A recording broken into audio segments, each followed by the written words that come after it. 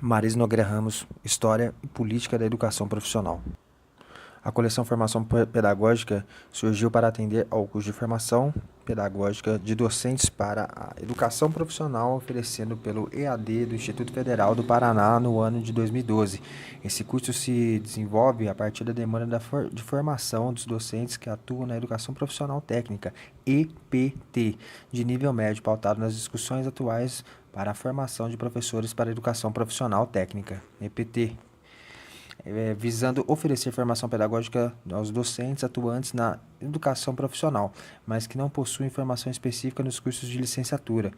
Isso a partir de uma base sólida do conhecimento teóricos e práticos, no intuito de promover um ensino pautado na valorização do ser humano em detrimento à centralidade das relações de mercado que historicamente permeou o ensino de nível técnico.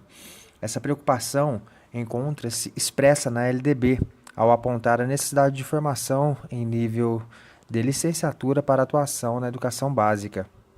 No documento da CETEC/MEC, intitulado Políticas Públicas para a Educação Profissional e Tecnológica de 2004, o qual defende que a formação de docentes da educação profissional e tecnológica deve ser implementada de forma que esteja envolvida com o fortalecimento do pensamento crítico criativo, com o uso e entendimento da tecnologia comprometida com o social, página 50.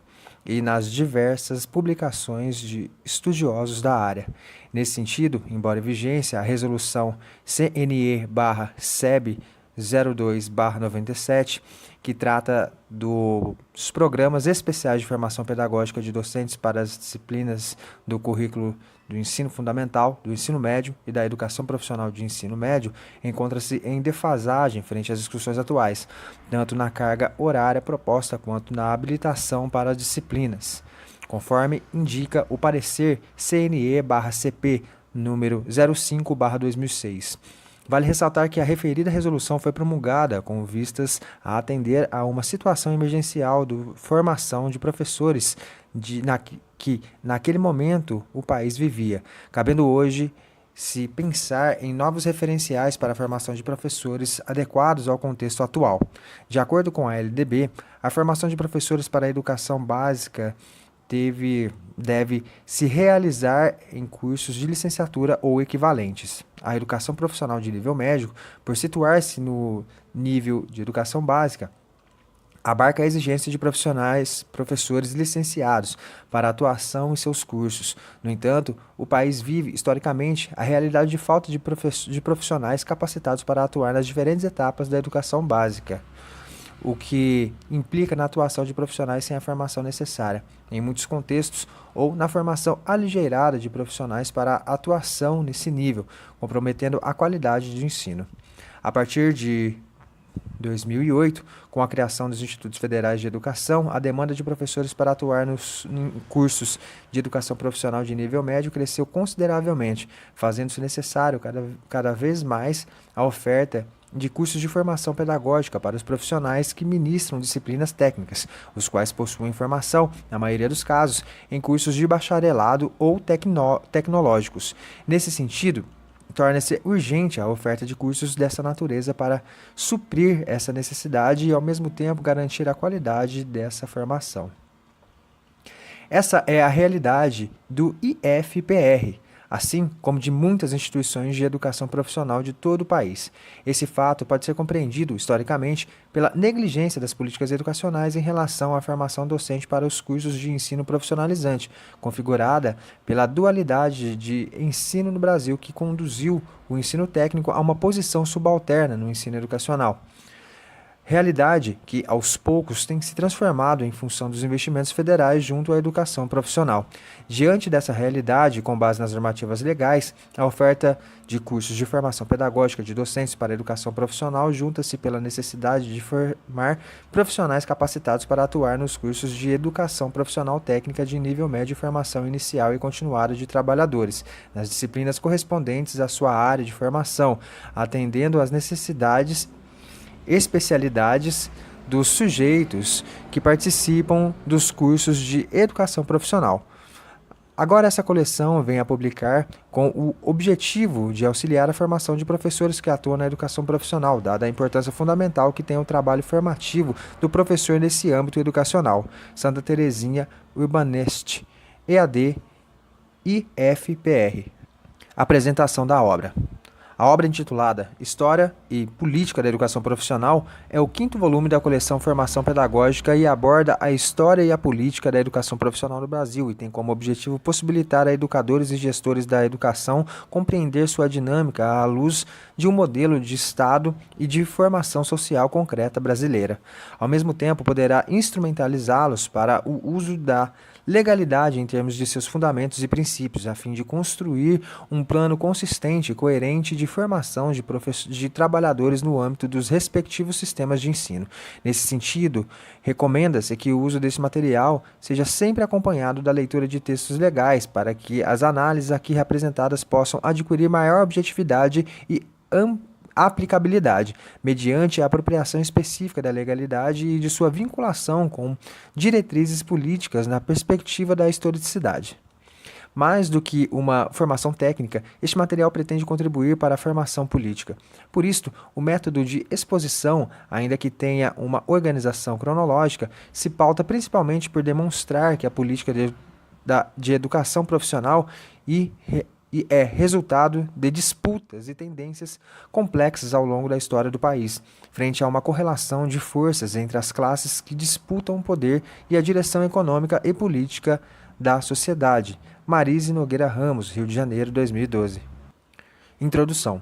Começamos o estudo discutindo a especificidade do Estado brasileiro, adotando como referência o conceito de Estado ampliado de Antônio Gramsci.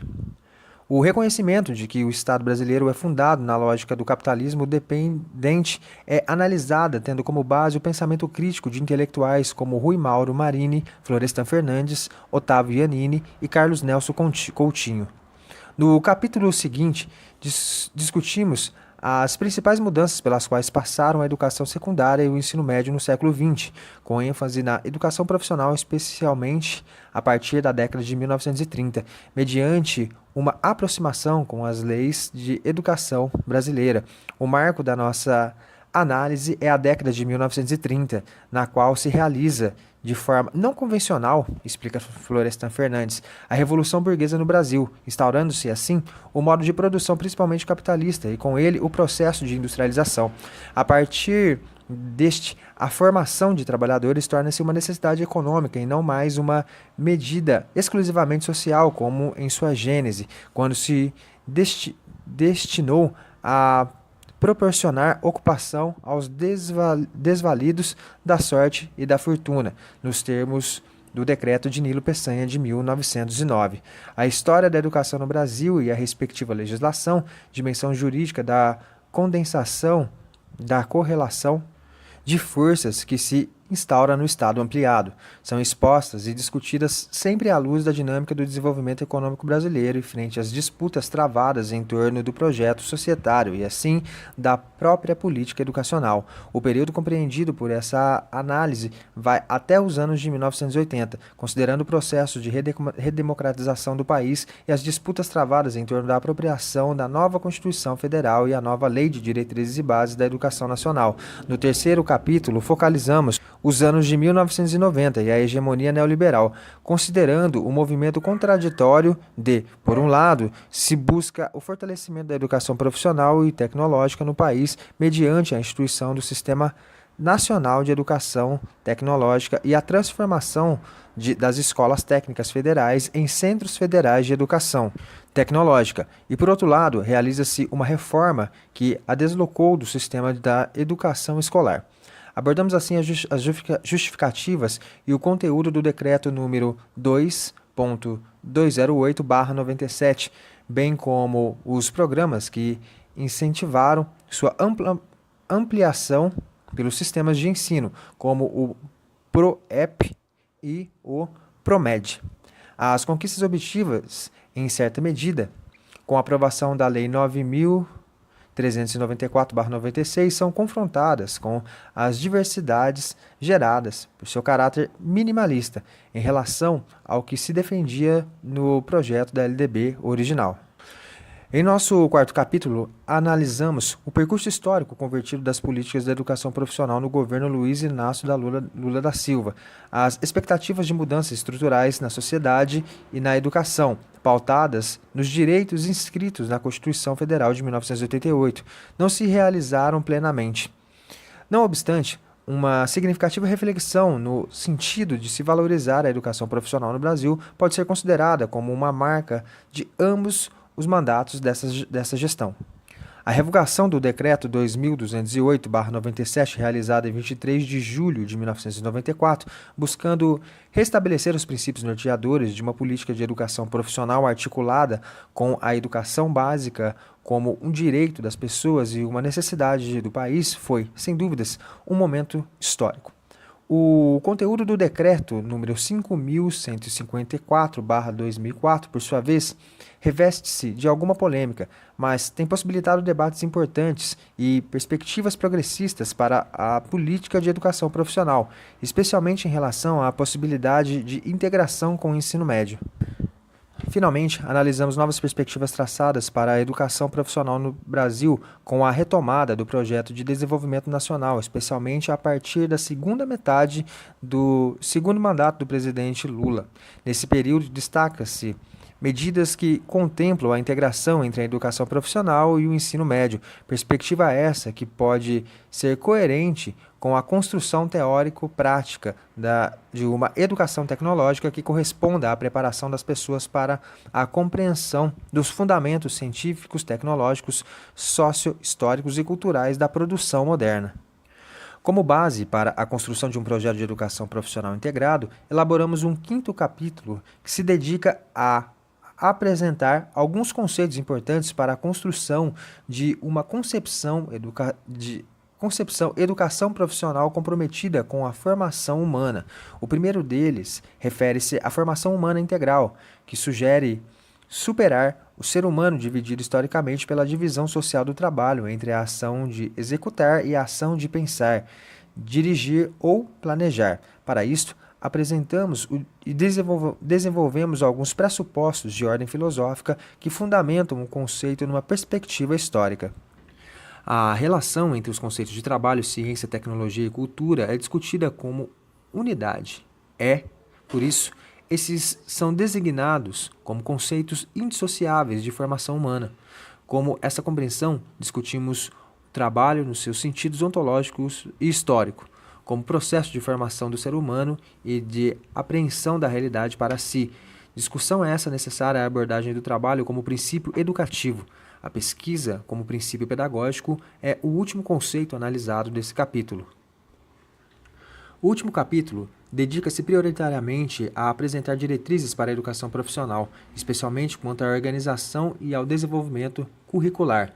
Abordamos, de início, os fundamentos para a construção do projeto político-pedagógico e, em seguida, a lógica da organização da formação por eixos tecnológicos, baseando-nos na discussão sobre o conceito de tecnologia. Por fim, detivemos-nos na proposta curricular, orientados pelo princípio da relação entre parte e totalidade, considerando que os processos de produção de bens e serviços que conformam a realidade produtiva do país, recortados uma perspectiva eixos tecnológicos, ainda que se configurem como particularidade econômica e social, podem ser a referência para a organização do currículo na perspectiva da totalidade. Para isto, é necessário que se estabeleça relações com os conhecimentos da formação geral, buscando-se explicitar os fundamentos científicos, socio-históricos e culturais desses processos.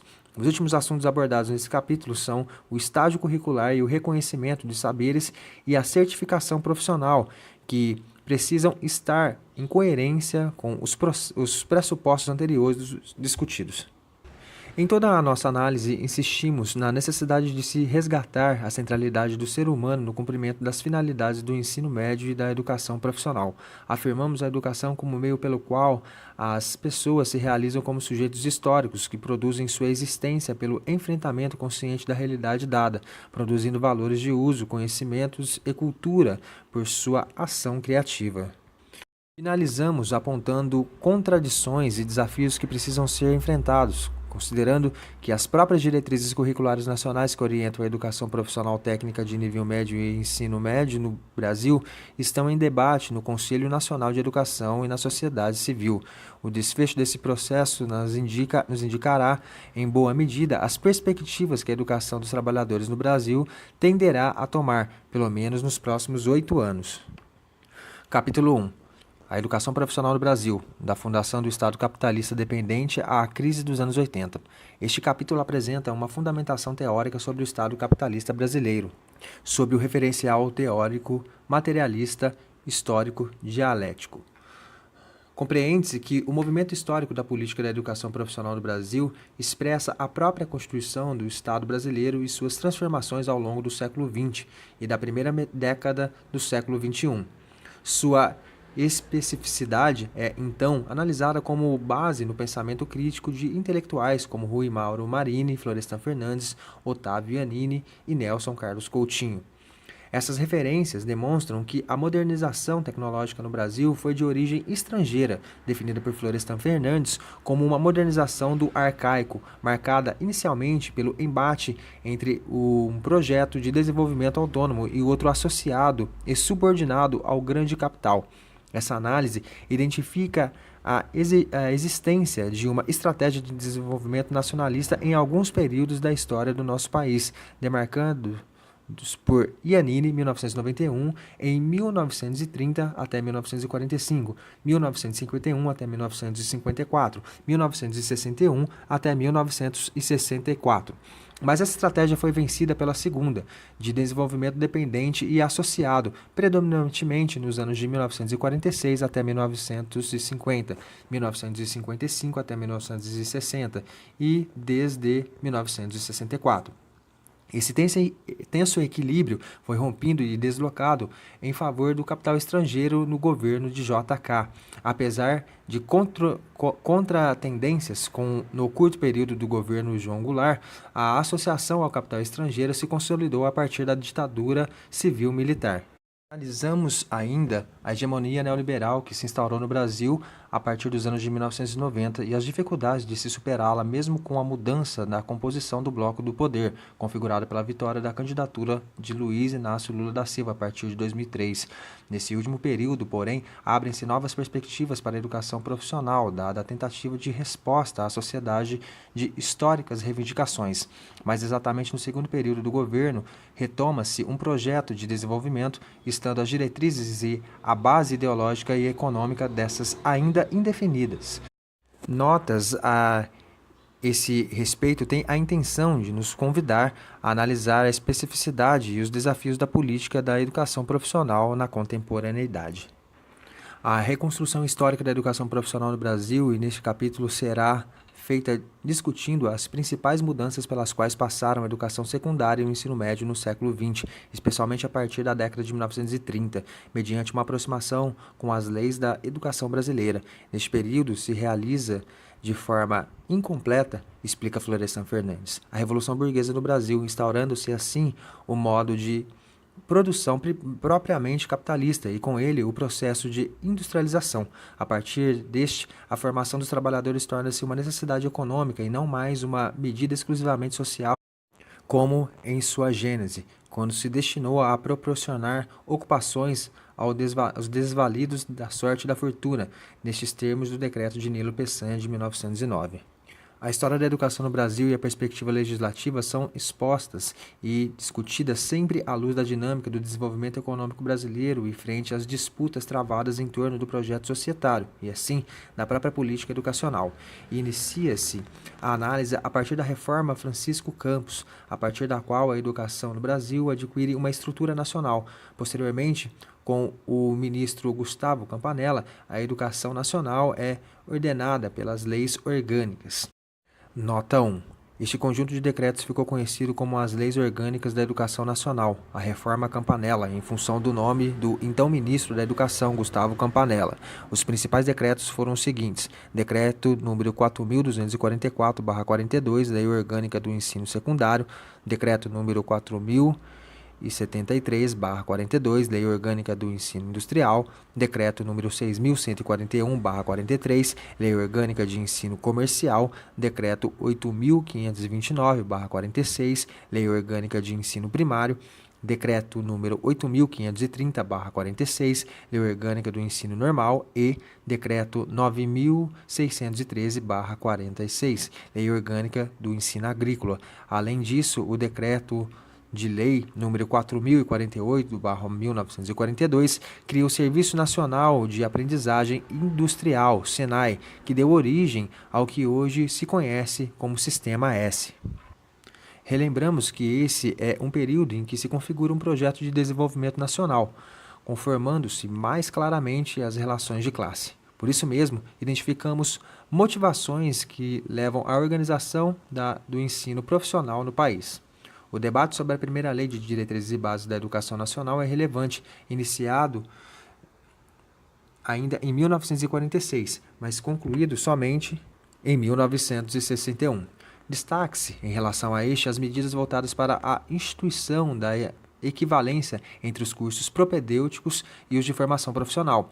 O contexto político-econômico desenvolvimentista reuniu o projeto de 50 anos em 5 de JK, com seu plano de metas. É assinalado como relevante para a política de educação profissional no país, inclusive para pavimentar a associação com o capital estrangeiro e os diversos acordos internacionais que possibilitaram a instituição de programas fundamentais para a implementação, a expansão e a consolidação da educação profissional e tecnológica no Brasil. Dos anos JK, a ditadura civil-militar, o Brasil viveu processos políticos intensos em que concepções de sociedade e de projetos de desenvolvimento estiveram francamente em disputa. A formação da classe trabalhadora brasileira, do ponto de vista técnico e ideológico, era um aspecto estratégico para o país, seja em uma ou em outra direção. Nesse contexto, o ponto de maior impacto no ensino secundário foi a reforma de 1971, quando se instituiu a Lei 5.692, que, de certa forma, orientou a concepção de educação básica e profissional por mais de 2 décadas. O processo de redemocratização do país, particularmente durante o governo de José Sarney, trouxe novos elementos políticos no contexto de forte crise econômica mundial, com sérias implicações nacionais, de modo que a década de 1980 foi designada como perdida. A ação do Estado em relação à educação profissional teve uma marca relativamente populista, quando instaurou a expansão da rede federal com a implementação das unidades de ensino descentralizadas, em um contexto em que não se tinha claras as perspectivas econômicas, sociais e políticas do país. Posteriormente, no período que vai da gestão de Fernando Collor de Mello, que assenta no país as bases para as reformas neoliberais, até Itamar Franco, ocorreu um significativo movimento de fortalecimento da educação profissional e tecnológica no país, especialmente pela ampliação das funções das instituições federais. É nesse período que ocorre a aprovação da lei que possibilitou a transformação das escolas técnicas federais em centros federais de educação tecnológica. Esse movimento é analisado com detalhes no segundo item deste capítulo. Um terceiro e último item é dedicado à análise da luta progressista dos anos 80 e da vitória conservadora dos anos 90. Processo esse que abrange a disputa pelo projeto de nova LDB e a reforma da educação profissional e do ensino médio realizada pelo governo de Fernando Henrique Cardoso. Lembramos que é nesse período que se instala Congresso Nacional Constituinte e que se promulga a Constituição Cidadã, a tentativa de redirecionar a educação brasileira em benefício da classe trabalhadora, visando superar a histórica dualidade estrutural que marca a sua história.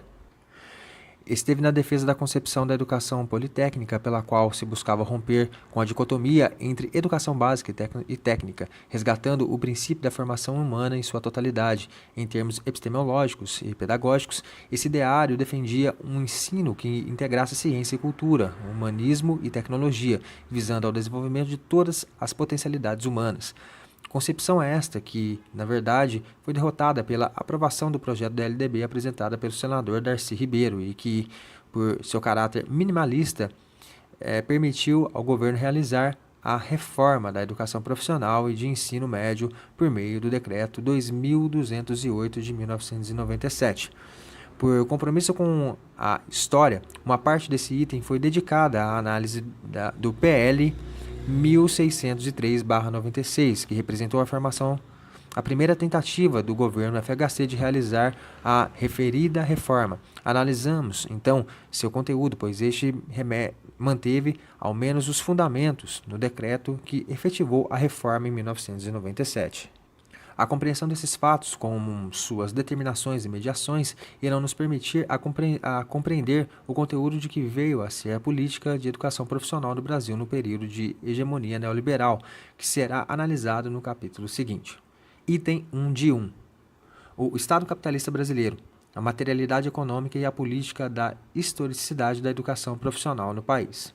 Rui Mauro Marini, 2000, argumenta que a burguesia brasileira, mesmo tendo protagonizado o trânsito de uma economia semicolonial para uma economia diversificada nos anos de 1930, animada pela industrialização, renunciou a uma iniciativa revolucionária, fazendo uma aliança com as velhas classes dominantes. Com isso, enquadrou o desenvolvimento capitalista nacional em uma via traçada pelos interesses dessa coalizão, resultando num tipo de industrialização que se processou inicialmente às custas de desemprego de baixos salários e posteriormente pela associação com o capitalismo estrangeiro, especialmente o norte-americano.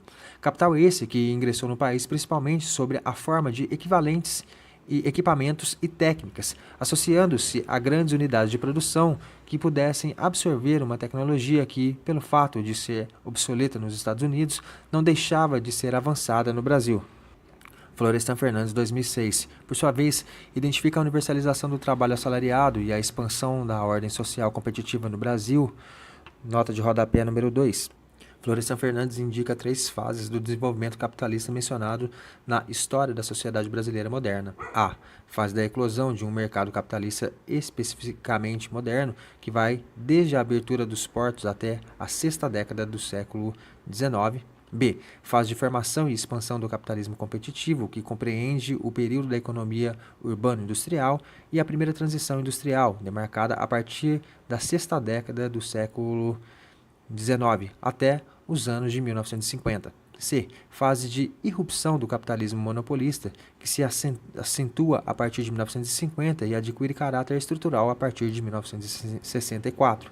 Fernandes, 2006, Coutinho, 2006. Por sua vez, demarca a abolição e a proclamação da República para identificar o Brasil como sociedade capitalista, como um Estado burguês. De todo modo, e na década de 1930, que se dá efetivamente a consolidação e a generalização das relações capitalistas em nosso país. Voltando, com expressão de uma revolução burguesa, ainda que não no modelo clássico, o qual poderia ter conduzido ao capitalismo independente e à democracia política. O Brasil teria vivido, na verdade, uma revolução burguesa periférica, que resultou no capitalismo dependente, na dominação externa e na autocracia burguesa. Explica ele que, em nenhuma das fases do desenvolvimento capitalista no Brasil, as classes dominantes chegaram a impor a ruptura com a associação dependente em relação ao exterior, ou aos centros hegemônicos de dominação capitalista. A desagregação completa do antigo regime e de sua sequela, ou, falando-se alternativamente das formas pré-capitalistas de produção, troca ou circulação, a superação de estados relativos de subdesenvolvimento inerentes à satelização imperialista da economia interna e à extrema centralização social e regional resultante da riqueza. Valendo-se de categorias gramscianas, algumas das quais discutidas neste texto, Coutinho 2006, retira que o movimento liderado por Getúlio Vargas na transição do Brasil para o capitalismo, nota de rodapé número 3, o autor salienta que depois o Brasil já era uma sociedade capitalista com um Estado burguês, mas é depois de 1930 que se dá efetivamente a consolidação e a generalização das relações capitalistas em nosso país. Página 1976.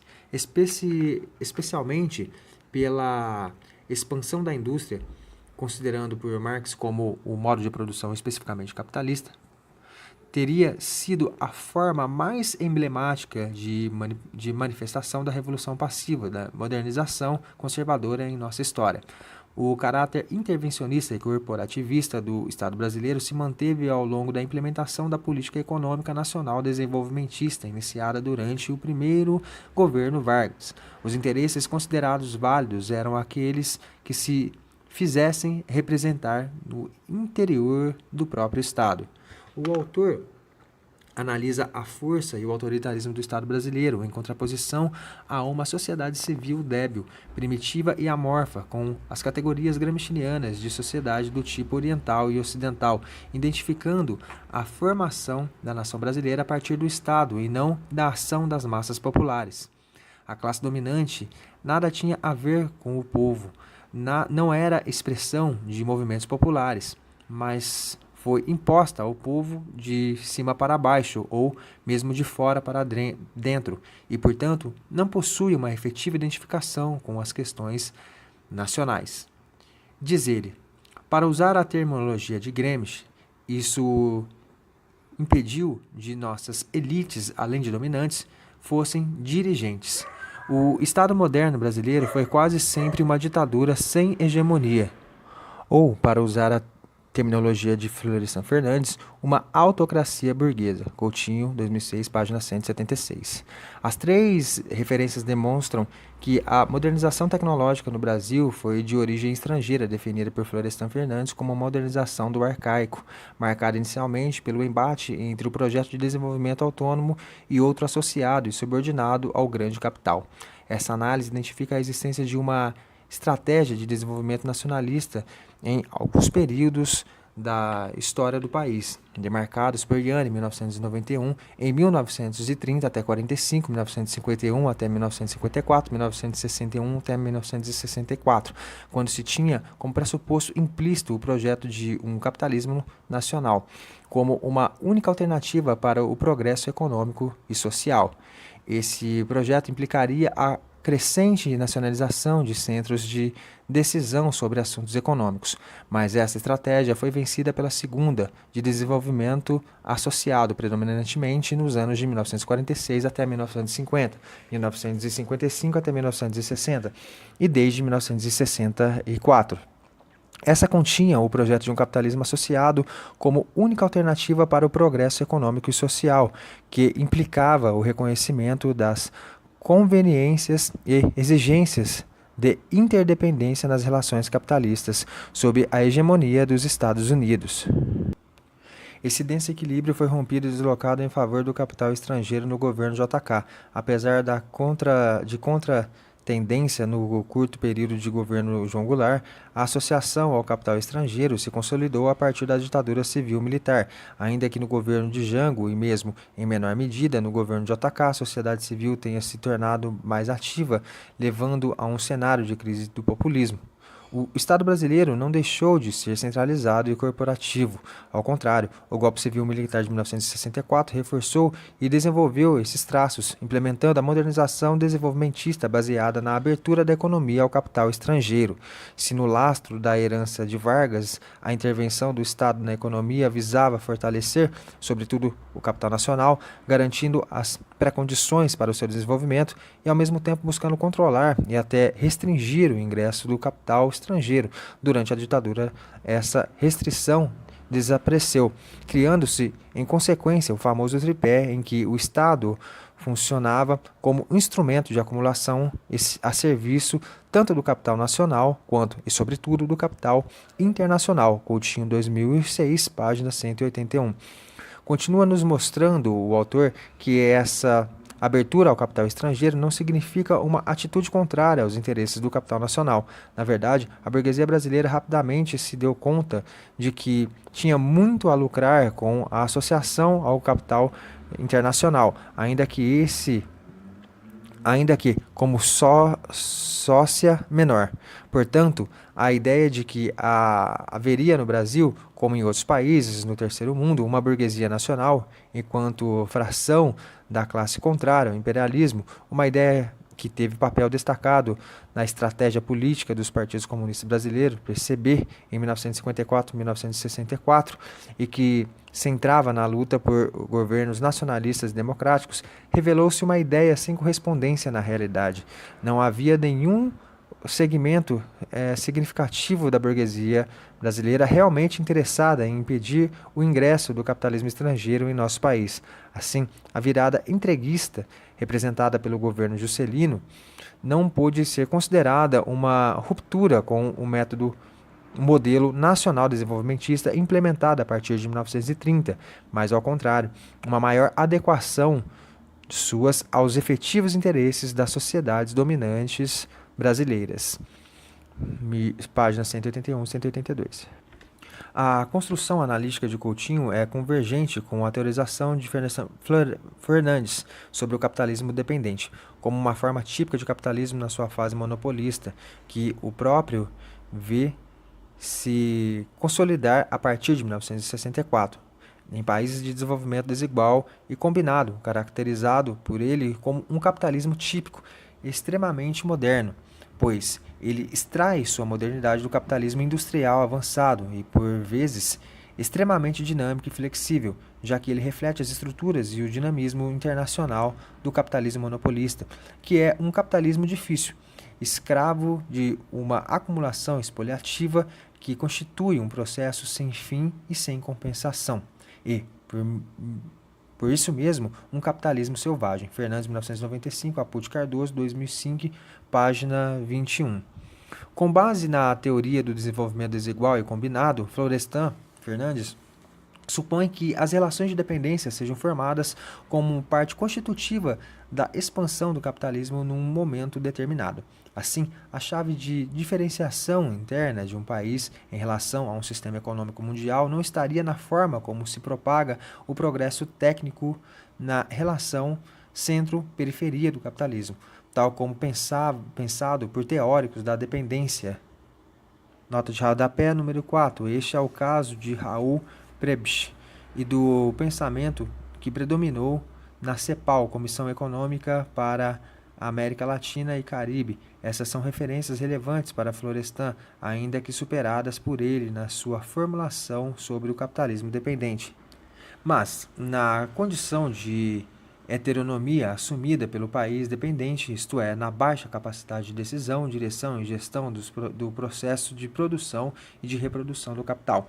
O capitalismo dependente, em Florestan Fernandes, é uma economia de mercado capitalista constituída para operar estrutural e dinamicamente como uma entidade especializada no nível de integração do mercado capitalista mundial como uma entidade subsidiária e dependente ao nível de aplicações reprodutivas de excedentes econômicos das sociedades desenvolvidas e como uma entidade tributária ao nível do ciclo de apropriação internacional, no qual ela aparece como uma fonte de incrementação ou de multiplicação do excedente econômico das economias capitalistas hegemônicas. Fernandes, 1968, Apud Cardoso, 2005.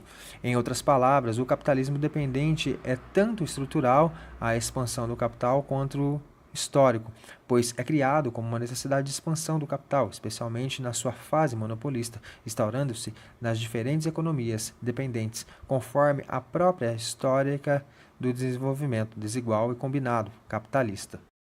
Isso se faz pela necessidade de ampliação do excedente extraído nas economias hegemônicas em todos os outros mercados, como contramedida à queda tendencial da taxa de lucro, ou seja, a acumulação do capital nos países de capitalismo avançado precisa que o excedente seja aplicado em países dependentes, com um custo muito menor para o capital e segundo a lógica daquelas economias.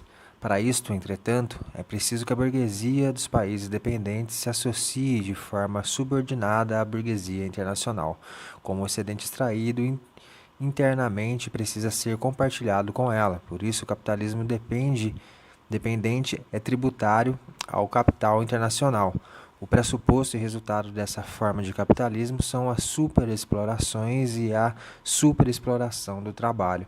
Nesse sentido, a relação de classes não pode ser vista exclusivamente ao nível local, mas sim internacionalmente. Desse modo, então, sob o capitalismo dependente, não se configura uma burguesia nacional, posto que ela se forma desde sua origem como uma classe associada e subordinada internacionalmente, quanto o desenvolvimento não é nacional, mas sim dependente de forma estrutural e dinâmica, sendo subsidiário e tributário das economias hegemônicas. Vimos que o Estado, na fase do capitalismo monopolista, não só exerce funções econômicas, mas a essas subordina suas funções coercitivas e ideológicas, de tal modo que a política se subsume à burocracia estatal, especialmente na forma do planejamento. No capitalismo dependente, o planejamento torna-se um dispositivo de relação com o capital internacional, em um processo em que seus representantes figuram com o apoio, mas se constitui mediante uma aliança com a burguesia local, em efetivos dirigentes da economia e da política do país. Isto é ainda mais importante se considerado que crises, momentos em que o Estado é mais chamado a atuar economicamente, normalmente irrompe a partir do setor externo da economia, exacerbando nos países dependentes as funções econômicas do Estado.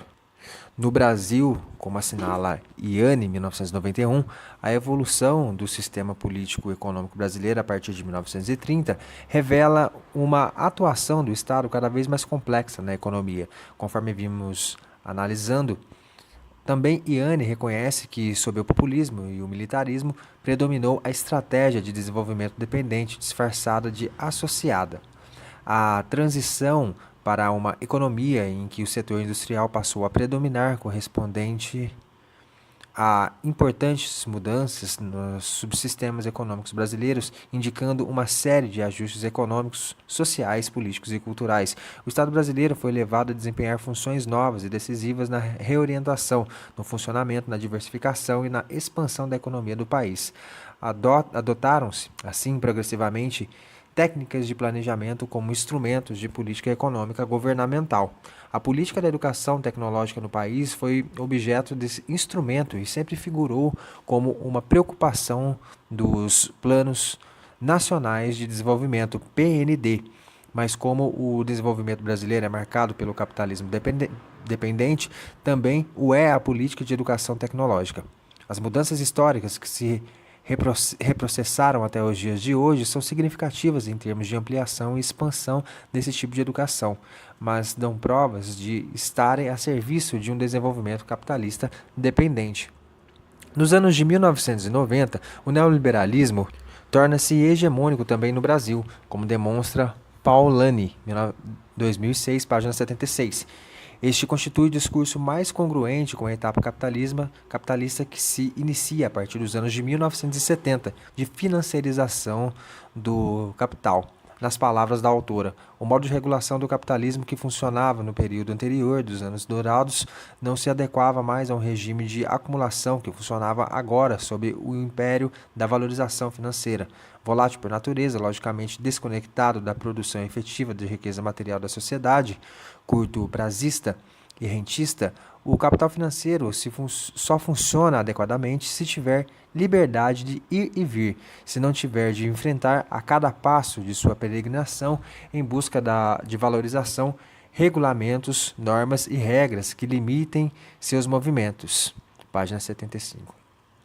Aqui estão os fundamentos que sustentaram o pacote inicial de medidas desempenhado pelo movimento neoliberal: redução do Estado ao mínimo, inexistência de proteção ao trabalho, abertura da economia, liberdade para um funcionamento de mercado. Ainda nas palavras da autora citada, contrariamente ao que ocorria na fase anterior, A atuação do Estado se dá agora visando preservar não os interesses da sociedade como um todo, emprego, renda, proteção social, etc., mas os interesses de uma parcela significativa de agentes cujos negócios dependem fundamentalmente dessa atuação.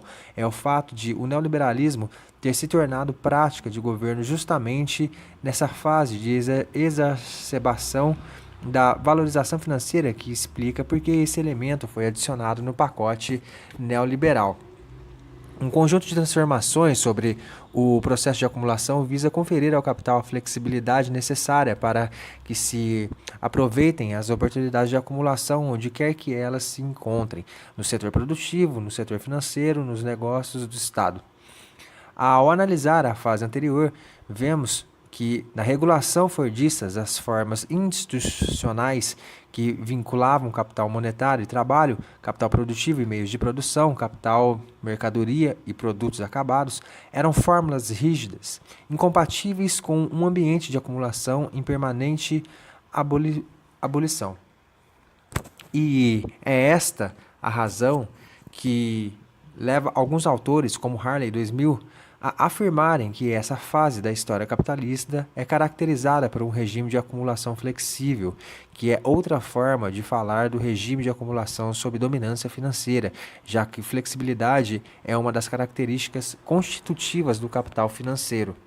Uma condição fundamental dessa dinâmica foi o abandono do pleno emprego como meta primeira da política econômica, já que níveis de atividades inferiores a esse fragilizam os trabalhadores, obrigando-os a aceitar qualquer coisa, desde que se preserve o espaço para a venda de sua força de trabalho. Assim, não é só circunstancialmente que o pleno emprego deixa de ser atingido.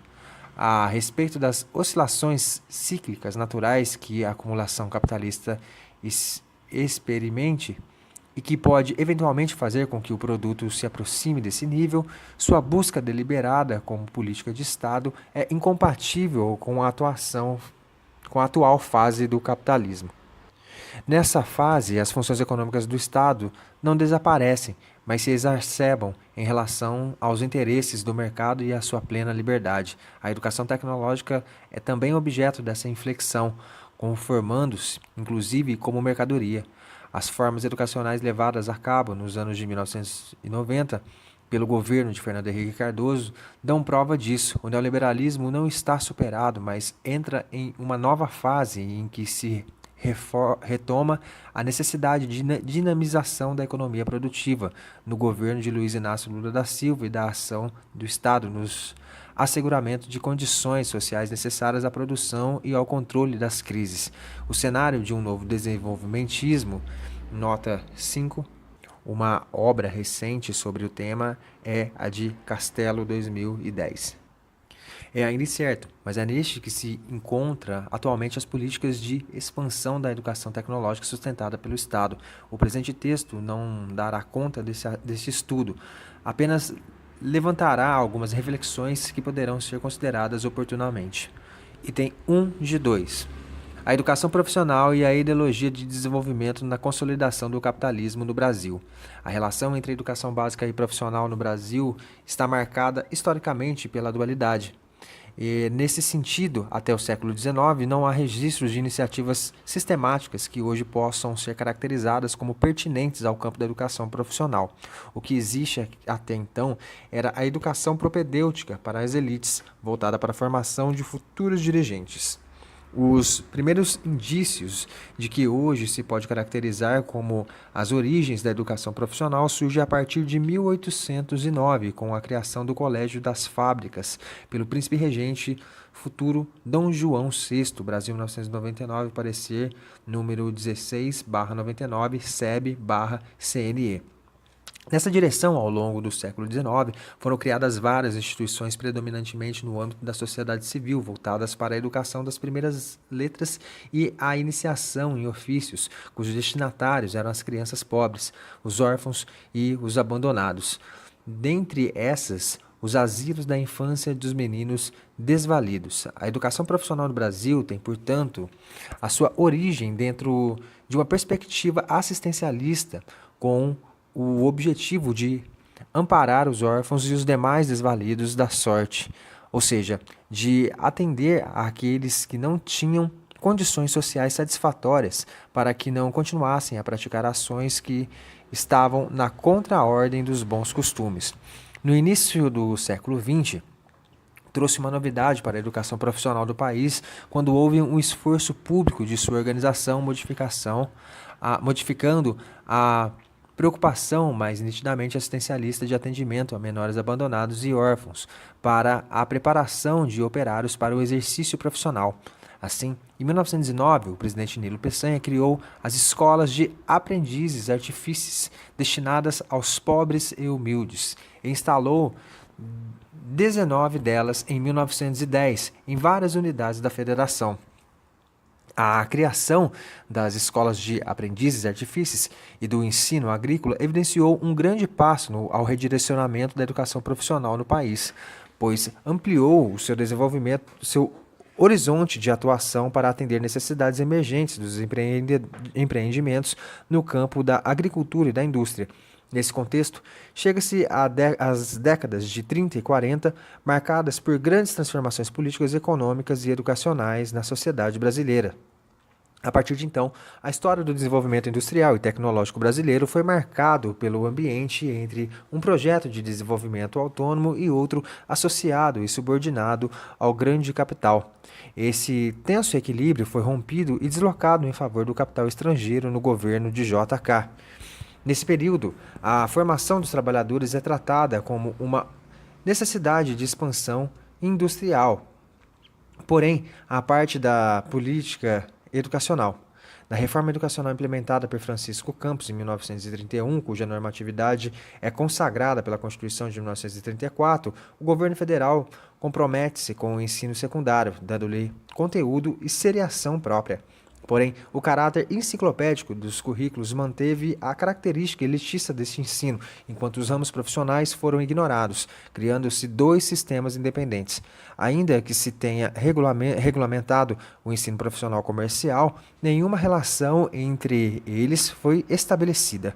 No movimento em que a ideologia do desenvolvimento começa a ocupar espaço na vida econômica e política do país, sequer houve qualquer preocupação consistente com o ensino técnico, científico e profissional, oficializando-se o dualismo configurado por um segmento enciclopédico e preparatório para o ensino superior e outros profissionais independentes e restrito em termos da configuração produtiva e ocupacional. Somente a Constituição de 1937 apresenta os indicativos de uma organização sistematizada do ensino industrial. É o que se vê a seguir. O ensino pré-vocacional destinado às classes menos favorecidas é, em matéria de educação, o primeiro dever do Estado. Cumpre-lhes dar execução a este dever, fundando institutos de ensino profissional e subsidiando os de iniciativa dos estados, dos municípios e dos indivíduos ou associações particulares e profissionais.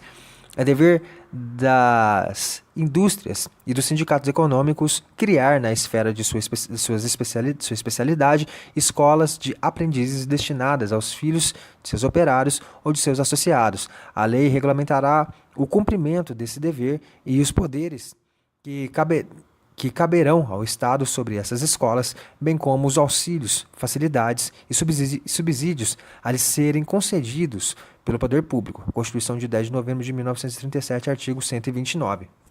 A Lei Orgânica do Secundário, 1942, promulga durante o Estado Novo, na gestão do ministro Gustavo Campanella, acentuava a velha tradição do ensino secundário acadêmico, propedêutico e aristocrático.